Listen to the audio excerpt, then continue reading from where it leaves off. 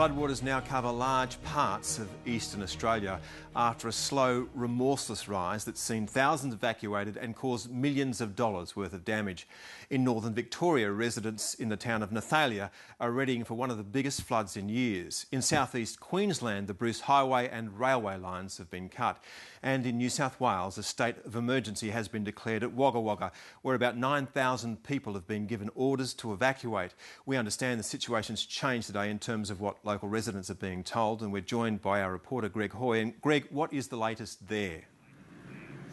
Well, Chris, up to and including a short time ago, the people of Wagga have certainly been kept on tenterhooks, but around a couple of hundred of them gathered in an evacuation centre adjacent to where I'm standing now. And they were told some pretty good news, actually. The concern had been that the flood peak was expected to be around 10.9 metres. The problem, of course, being that the levee banks protecting particularly the centre of Wagga would only withhold around 10.7 metres of water.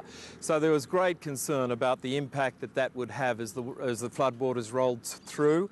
Emergency services, however, told those gathered that they now expect that they might be able to review that peak. It might be a little lower than they were expecting.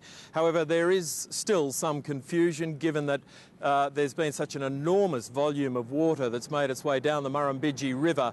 Some of the measuring devices that are used to help those forecasts have literally been washed away, so it'll be some time before the tension eases. So, Greg, how would you describe the mood among residents? Well, I must say they're a pretty stoic lot. I mean, the thing that's remarkable is that now some 8,000 to 9,000 people have been evacuated around the town. And yet, despite such incredible adversity, they still seem to keep their sense of humour. They still seem to keep a positive attitude about all of this. And perhaps that's got something to do with the fact that it's a pretty familiar routine for the people of Wagga, as we found as we moved amongst them today.